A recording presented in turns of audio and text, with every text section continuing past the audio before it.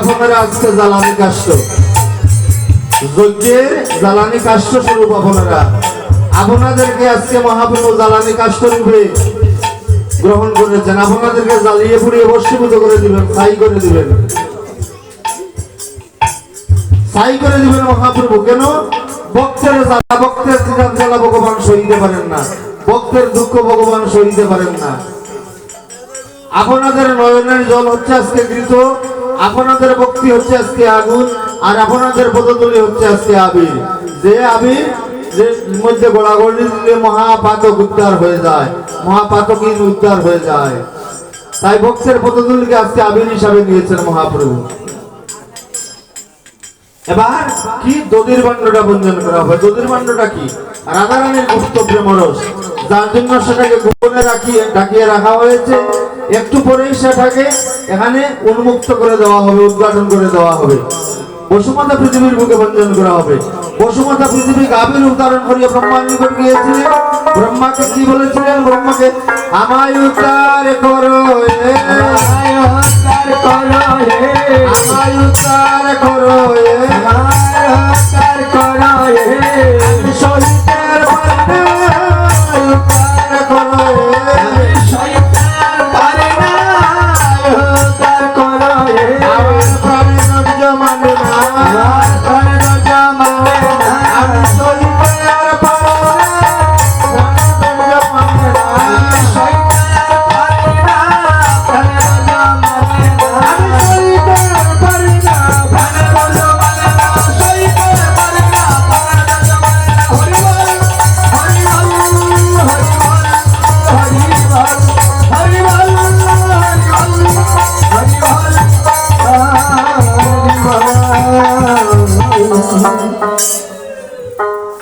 বসুমাতা পৃথিবীকে ব্রহ্মা বলিলেন, মা গো বৈকুণ্ঠে নারায়ণের নিকট যাও, নারায়ণের কাছে গেলে তোমার একটা বিহিত ব্যবস্থা হয়ে যাবে। বসুমাতা পৃথিবী এবার নারায়ণের নিকট গেলেন। নারায়ণের নিকট গিয়ে বললেন, বৈকুণ্ঠ বিহারী নারায়ণ, তুমি আমাকে মুক্তি দাও, তুমি আমাকে উদ্ধার করো। এবার বৈকুণ্ঠ বিহারী নারায়ণ বললেন, যাও গোলকে গোলক বিহারী কৃষ্ণের কাছে। আমি কৃষ্ণ, কৃষ্ণ নয় আরে কৃষ্ণ আছে, কৃষ্ণ আছে, তার কাছে যাও, তার কাছে গেলে তোমার একটা বিহিত ব্যবস্থা হয়ে যাবে। বৈকুণ্ঠ বিহারী নারায়ণের বসুমাতা পৃথিবী এবার গোলক বিহারী কৃষ্ণের কাছে গেলেন। গোলক বিহারী কৃষ্ণের কাছে গিয়ে ওনার মনের যে দুঃখ, মনের যে বিরহ সেটা খুলে বললেন। গোলক বিহারী কৃষ্ণ বললেন, মা গো, কলিতে আমি সচিন নন্দন গৌর রূপে অবতীর্ণ হব। সেই সময় কলির জীবকে উদ্ধার করার জন্য আমি ভুবন মঙ্গল হরিনাম মহাযজ্ঞের মাধ্যমে যে যজ্ঞের আয়োজন করব, সেই যজ্ঞে একটা দধির মাটির পাত্রের মধ্যে দধিকৃত হরিদ্রা মিশ্রিত থাকবে, যা রাধারানীর গুপ্ত প্রেমরস। সেটা যখন বসুমাতা পৃথিবী তোমার মুখে বঞ্জন করা হবে আর ভক্ত বৈষ্ণব তুলায় গোড়াগড়ি দিবে, সেই সময় তুমি উদ্ধার হইয়া যাবে। এই বসুমাতা পৃথিবীকে কথা দিলেন।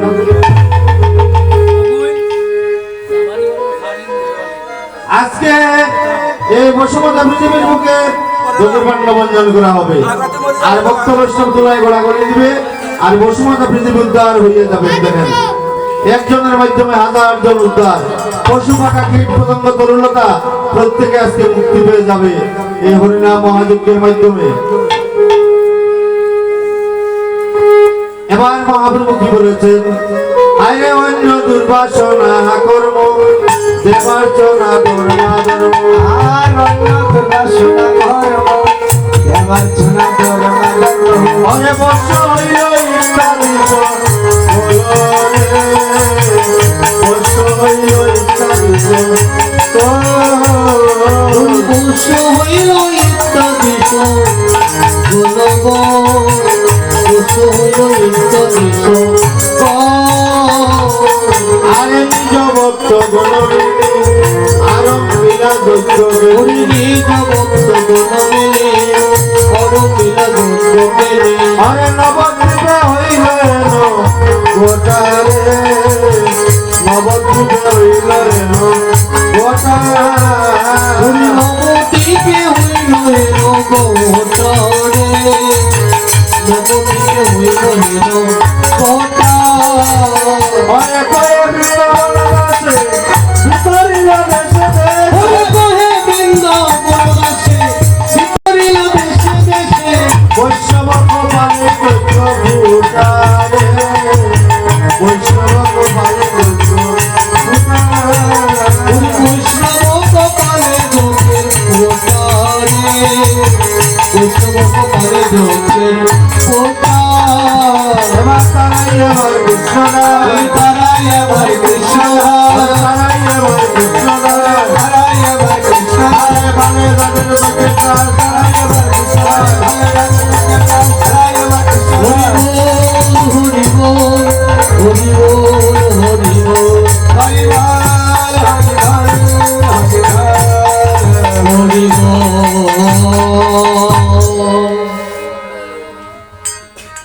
মহাপ্রভু এবার সিদ্ধান্ত নিচ্ছেন বিলম্ব করবেন না মহান্তগণের বিদায় দিবেন বৈষ্ণবগণকে বিদায় দিবেন প্রত্যেককে শস্যদানে যাওয়ার সুযোগ করে দিবেন তাই মহাপ্রভু বিরহান্বিত হইয়া আরে অষ্টপ্রহর সম্পূর্ণ কারণ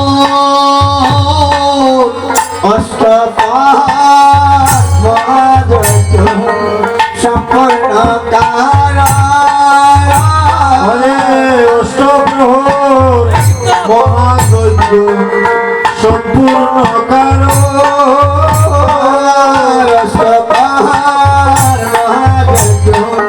সম্পূর্ণ কারণ এবার জানাইবেন যদি শ্রী সচরণ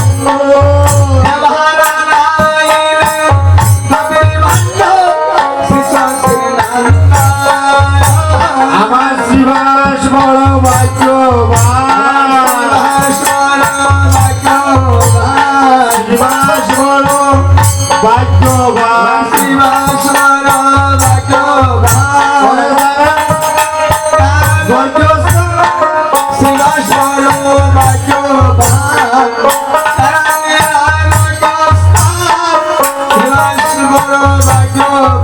আরে তাদের ভাগ্যের সীমা নাই করে তারা নাই গৌর নাই তাদের ভাগ্যের সীমা নাই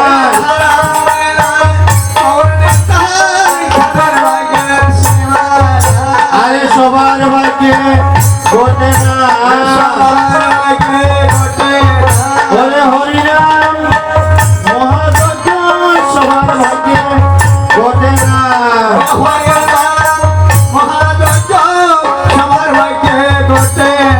আরে অভাগিয়ান ঘটে না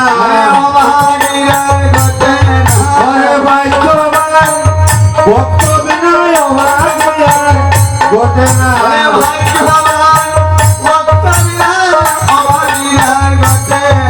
আরে পূর্ব জন্মের পুণ্যের ফলে গৌর ভক্ত বৃন্দের দুলা মিলে পূর্ব জন্মের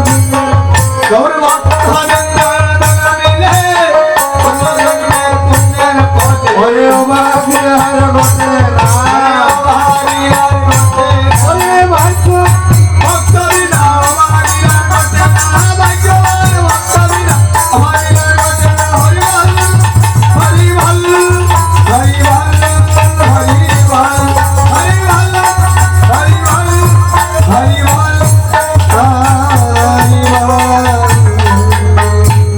মহাপ্রভু নর্তন কীর্তন আরম্ভ করেছেন এবার দধির্মাণ্ড বঞ্জনের মাধ্যমে যে মহান্তগণ বিদায় হয়ে যাবেন আপনি গায়েন প্রভু লইয়া ভক্তগণ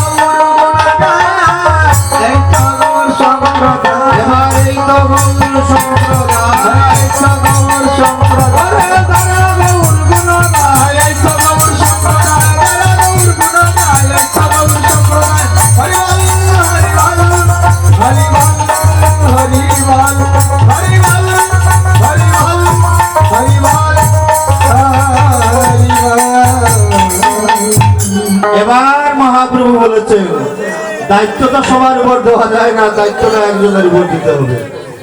আজকে যে দধির্মাণ্ড বন্ধন করবে কে? সে হচ্ছে রঘুনন্দন। রঘুনন্দনকে শ্রীখণ্ড নিবাসী মুকুন্দদাস গোস্বামীপাদের ছেলে। এই রঘুনন্দনকে আজকে মহাপ্রভু দায়িত্ব দিচ্ছেন। রঘুনন্দন রে, তুমি আজকে হরিনাম মহাযজ্ঞের সমাপন দাও, তোমার মাধ্যমে যেন বসুমাতা পৃথিবী উদ্ধার হয়ে যায়। তুমি আজকে ভক্ত বৈষ্ণবদেরকে মুক্তি দাও। হে রঘুনন্দন, তুমি আজকে সবাইকে উদ্ধার করো, মুক্তি প্রদান করো। রঘুনন্দন আরে 64 মহান দয়ারো যত ভক্তগণ, আর 64 মহান দয়ালু যত ভক্তগণ, আরে কারো হরি শ্রী রঘুনন্দন, নরহরি শ্রী রঘুনন্দন, আরে কারো হরি শ্রী রঘুনন্দন, নরহরি শ্রী রঘুনন্দন, তুমি ধন্য ধন্য রঘুনন্দন, তুমি ধন্য ধন্য রঘুনন্দন, আরে ধন্য তোমার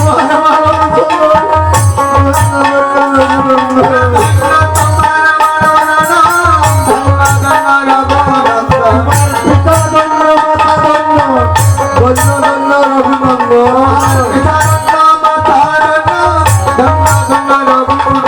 এই রঘুনন্দনকে এবার মহাপ্রভু সাজাচ্ছেন নিজ হস্তে।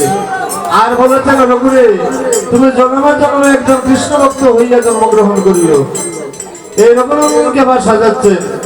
আরে সবে মিলে উচ্চ স্বরে গায়ে হরির গুণ, সবে মিলে উচ্চ স্বরে গায় হরির গুণ, আরে আপন লইলেন প্রভু মাল্য চন্দন, আরে আপন লইলেন প্রভু মাল্য চন্দন, আরে আপন লইলেন প্রভু মাল্য চন্দন, আরে আপন লইলেন প্রভু মাল্য চন্দন, আপন লইয়া প্রভু মাল্য চন্দন, আর আপন লইলেন প্রভু মাল্য চন্দন, আরে কীর্তন মণ্ডলে প্রভু করিলেন গমন, কীর্তন মণ্ডলে প্রভু করিলেন গমন, আরে কীর্তন মণ্ডলে প্রভু করিলেন গমন। মণ্ডলে প্রভু করিলেন গমন, এবার রঘুনন্দনকে মহাপ্রভু নিজ হাতে সাজাচ্ছেন। এই শ্বাসটা কিন্তু শেষ জীবনের শ্বাস। মহাপ্রভু নিজে সাজাচ্ছেন। তোমাকে তোমার গুরুজন আর কে আছেন কেন ভক্তি দেওয়ার পরে কিন্তু দেওয়ার চাই না।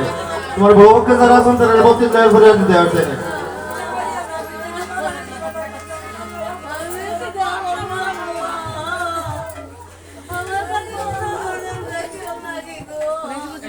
Hey, vamos, te calma, vamos, te calma.